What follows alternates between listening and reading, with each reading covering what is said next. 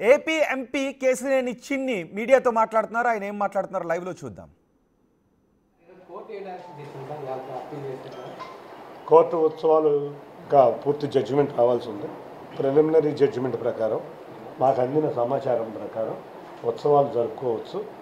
ఉత్సవాలు జరుపుకుంటా 54 రోజుల్లో ఈ స్థలాన్ని మళ్ళీ ఖాళీ చేసి దేవాదాయ శాఖ గుడి యాజమాన్యానికి హ్యాండ్ ఓవర్ చేయమని వచ్చినట్టు మాకున్న సమాచారం.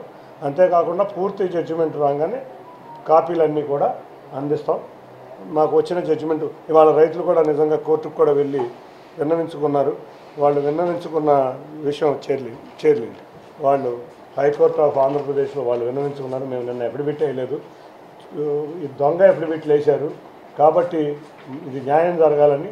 అంటే ఎంత మన రాష్ట్రంలో చంద్రబాబు నాయుడు గారు కష్టపడి రాష్ట్రాన్ని ముందుకు తీసుకెళ్తూ ఉంటుంటే ఎంత అన్యాయం జరుగుతుందో చూడండి. రైతులకు తెలియకుండా త్యాగం చేసిన రైతుల సంతకాలని దొంగ సంతకాలు పెట్టి కోర్టులో ఎఫిడవిట్లు వేసి వాళ్ళు ఏదో మేము మా దౌర్జన్యంతో మేము తీసుకున్నట్టు లేకపోతే మా స్థలాలు మాకు కావాలన్నట్టు చెప్తున్నారంటే ఇంతకన్నా దారుణమైన పరిస్థితులు ఏ రాష్ట్రంలోనూ లేవు.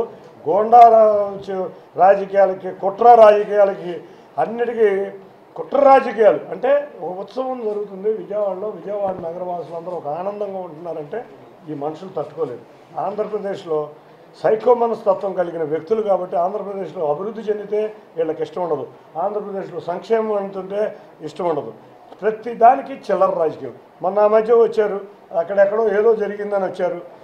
ఈ డయేరియా నిజంగా చూడండి, ఆ రోజు నుంచి నారాయణ గారు 5 సార్లు రోజుకు డయేరియా క్యాంపులు తిరిగారు.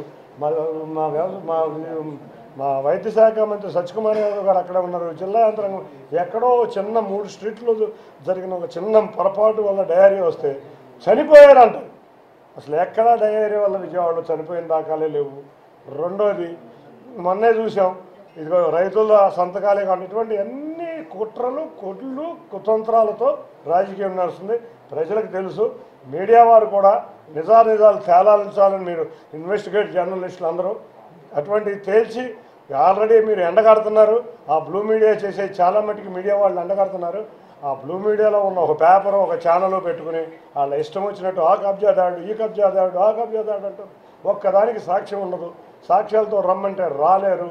ఇవాళ విజయవాడ నగరం చైతన్యవంతమైన నగరం.